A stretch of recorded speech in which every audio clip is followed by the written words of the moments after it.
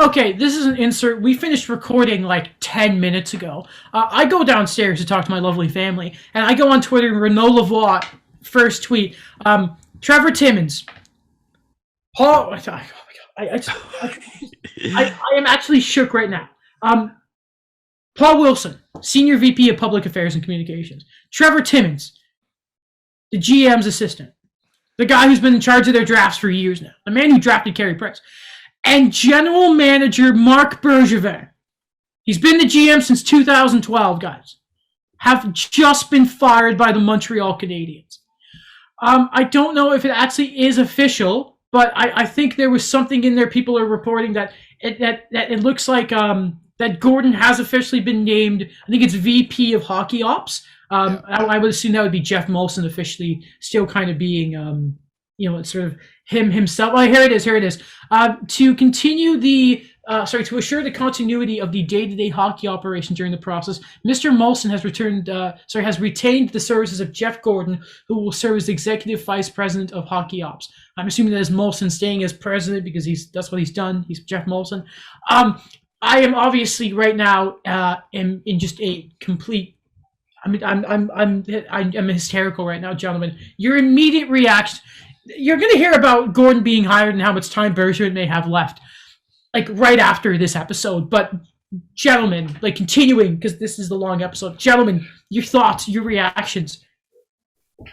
Go ahead. It took him long enough to do this. I think it was time we've had that discussion over the last, 10 episodes, just because it's been such a big topic. I'm very curious to see who they end up replacing him with. Mm-hmm. A lot of the times when we mention that there's these other moves going on, Scott Mellenby as an example, that you have Jeff Gordon coming in officially right now, but there's a lot of talks on it. You always kind of seem like, okay, these are going to be the gradual things, but they actually are the ones that add up to this huge sweep of the old guard, and suddenly the Canadians want to say that enough is enough. We're not going to look back on the finals that's in the review mirror now. Let's look on what's coming up. Yeah. So in case anyone, we're going to save this for the guests we may have on Wednesday. Excuse me. Okay. So I'm just trying to process what's just happened. This is insane. So I think right now there are sort of two candidates that I think Habs fans would just sort of love to see. First off, I'm pretty sure as of right now, I don't think they've said it, but I don't know if Jeff Gordon will be and I think on Monday is Molson will do some media. I don't know if Gordon will be the interim GM in the time. Maybe Martin Lapointe, who is I think currently there. Yeah, he's the the director of player development. He's French. The uprising in Montreal that happens if. You know what I mean? I'm just I'm curious. The rest of the episode is much more put together than this. This is just so much happening right now. So, but the two candidates you can probably think of, first off is Mathieu Darche, who has been the director of hockey ops for Tampa Bay since 2019. The other is, and I think this is the sort of the first guy, a guy who's been an AGM for a couple years in Anaheim. Since 2020, he's been the official AGM. He's been director of scouting and all that before. That's Martin Madden Jr. We know it's going to be a French-speaking new GM, but I think Martin Madden Jr. is the guy that Montreal would want, and I think Habs fans. Mathieu Darche's great. I know Eric Engel shot out the idea of maybe like Roberto Luongo. No, I like Lou, but no. Let him get hired in Vancouver and let that storyline. But I mean, it is a new era in Montreal. You got to think about that. Like Timmins has been around since I don't know the exact date, but before he's been in the organization longer than Carey Price. He's probably the only guys who's probably been around longer than him are probably like the doctor and the security guard. You know what I mean? Yeah. That's insane. It's completely brand new, and not even obviously with Timmins has been there for quite a long time, but Marc Bergevin's been there for 10 years, right? This summer would be a decade. Yeah. It's been quite some time under the same floppy management, I think we can classify the roller coaster we mentioned in the episode. So it's you look back on Marc Bergevin's his resume. A few times he's been finalist and GM of the year.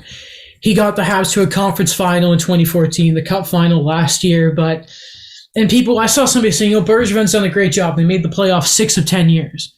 Ignoring 2 of them, they shouldn't have made the playoffs to begin with.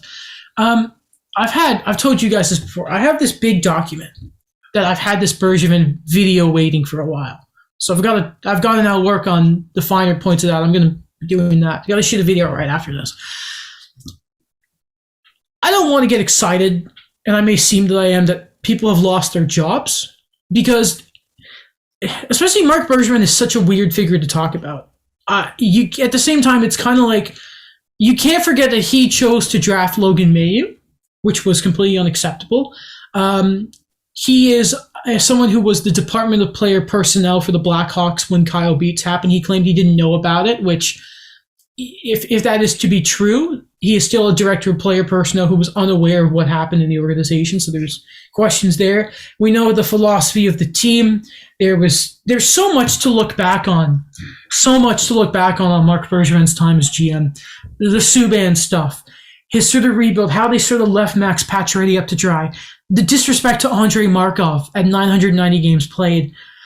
But then you think of, like, I look back to the when they won the 3rd round against Vegas and they got the Western Trophy. I think that's the Clarence Bowl. And there's this moment of he makes sure to get all the scratch players into the photo. And you're like, it's just, he's such an inconsistent character as Marc Bergevin. Because at the same time, there's all this stuff in his past. And like the Kyle Beats stuff and Mayu is just so utterly unforgivable. But then he just publicly has always been this nice guy. I have this potted plant with me at this GM meeting. I'm this big goofy. And he's this great reputation. I don't know if there has been a more controversial GM in the history of the Montreal Canadiens. He will be remembered, I think, of one of the most controversial in NHL history. Not as incompetent as the likes of Mike Milbury or in his short-term Paul Fenton in recent memory. But Marc Bergevin, I am in no way excusing. I think you guys have known I've wanted him out as Habs GM for a while now. Just sort of how he's built his defense. There's so much to look back on. There's so much. Yeah, I mean, it's a new era. I told you guys this, like, I was a real hockey fan starting in 2014. And it's hitting me quickly that for the first time in my fandom, it's not Marc Bergevin running the team. Yeah. And like Trevor Timmins, I mean. It's like the roots are also gone there in a way. Like, we had the Marc Bergevin for a while, but then it goes even deeper with that with Trevor Timmins. Yeah. Yeah, and we know that Mellanby is gone. They even got rid of their PR guy. Yeah. Think of that. Yeah, it was just an odd guy to throw in there at the same time as Timmins and Bergevin. It's like Paul Wilson. I don't even know who that is, but yeah, no, he's. I think he was the guy that Edmondson went to and was like, "I won't fix you back, please." Oh. But wow, I'm just going to refresh Twitter Wiggly to see what exactly is up. When you first messaged me, because I wasn't on Twitter, I thought Evander Kane got traded to Vancouver. Oh. No, he did not get traded to Vancouver. Something better.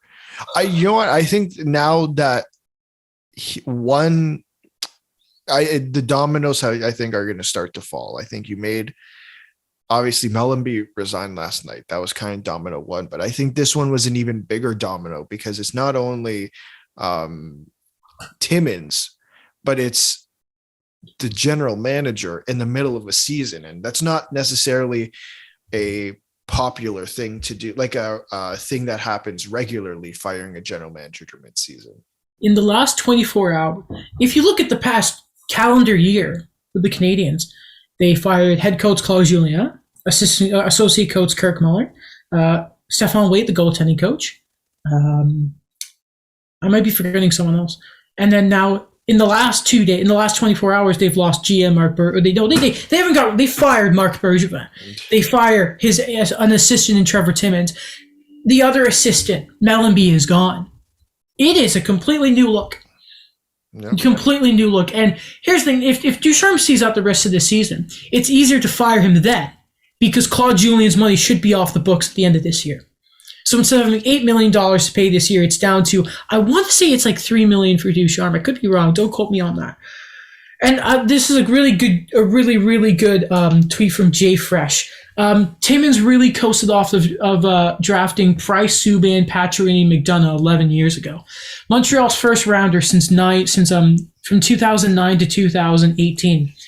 Louis LeBanc, Jared Tenardi, Nathan Beaulieu, Alex Galchenyuk, Michael McCarron, Nikita Sherbak, Noah Juleson, Sergachev, Paling, and Jesperi Kotkaniemi. So many names there that I've said how many times on this show. They're ghosts.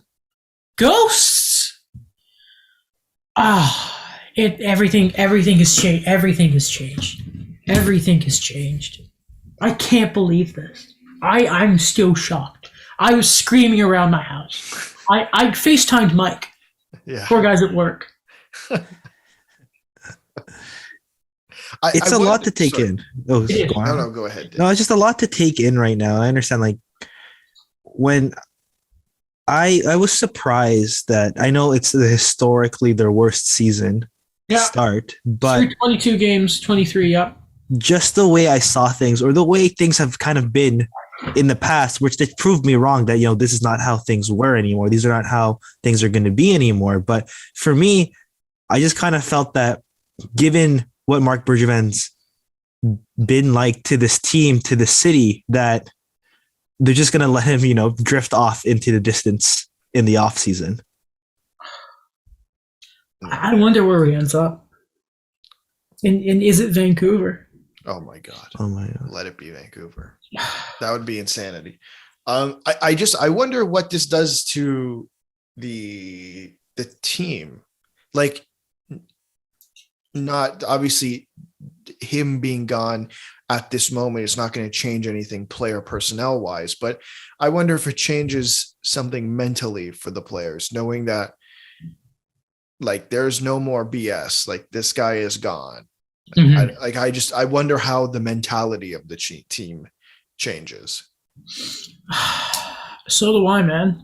They say when coaches get fired, he gets to kick up the butt. But I mean, if you're a Habs fan, which I am, do you want them to play well and win? No. But I mean, it's really going to be like coaches are so much more involved. But like, we know that there's a reputation of Marc Bergevin within the team. They seem to like him.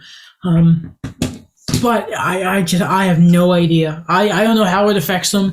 I mean, I wonder, like, at this, like, is there a team meeting when it's like, hey guys, hey, I'm Jeff Gordon. It's nice to see you. How are we all today? I'm trying to think if there's a Hab that used to be a Ranger. I don't think so. Allen, no. Or a Bruin that would have been with him, but probably not. They're all a little old. It's weird to think a guy from Massachusetts, help me, I can't say that word. A guy from the Boston area is now going to oversee like the rebuild of them, like the just bringing the integrity back to the Montreal Canadiens. It's kind of funny to look at. Yeah, I mentioned the players, but you said something that sparked something for me. I think it'll be a kick in the ass for Dominic Ducharme. Yeah, because he doesn't have his general manager anymore. His guy's not there anymore. Yeah, his guy's not there anymore. And his team, it was great. I mean, he led the team to the Cup final, but this start is not great. It's not great. No. It's historically bad. It's historically bad. Yeah. Okay. I'm looking at... When we talk about, we're going to continue to talk about this, but I think that I just want to see like what are the first moves that are going to happen in terms of, because there's no way that you could bring in this team going into like the deadlines, expecting just the contract to expire. I think that I'd like to see what would be the first few small moves and then what would be the heavy lifting. I don't know, man. It's like if they're going to commit to something, you now know that, like, okay, hey there. Like, again, like we know that Gordon is someone who's not been afraid in the past to make the difficult move. Again, he bought out Henrik. We go out about him in the episode. In the next segment of the show, he's not afraid to make the difficult decisions and sell off. So if he's kind of like the guy steering here, it's like, okay, hey there, what's up, Mr. Sherratt, you're gone. Get some assets here. I don't know. Maybe he goes after Kravtsov just because former New York guy. I don't know. Go get Elias Anders. I don't know. He brings up all those guys. Elias Anderson from LA, not Lemieux, that biting weirdo. We're talking about first round picks. I'm just thinking of Jeff Gordon right now. Daniel, I feel like I should be the one who had a nosebleed, by the way, not you. Wait, that wasn't spoken about. Yeah, no, it wasn't. You had the nosebleed when we finished recording, which was weird. And then you just have me howling you on the phone saying, we're going to record. It's happened. Yeah. Guys, I am so shocked right now. He's gone. Why are you shocked though? I kind of he should have been gone 4 or 5 years ago. Because you knew it was going to happen. Yeah. But it just, everything moved so quickly because it was just silence, and then it's okay. Mellenby's gone. Oh, Jeff Gordon. Oh, Bergevin's gone. Paul Meyer. Okay, I'm gonna do a pop culture reference right now. Okay. So you remember when Thanos wins in Infinity War, and then he just is like, "I will just watch the sunset," and then that's it. Yeah. And then like, okay, that's how it is. That's how the finals went, and then everything's just okay, and then the Avengers show up, and then they ruin his vacation. Don't let him just drift into obscurity, or just let him go on his own terms. No, we're gonna do something immediate, and we're gonna change all the concepts of time and do something to beat you and get you out of here. And I think that's what it felt like. Where it's we're not gonna let you just go into the distance. They went for the head. Yeah. Oh.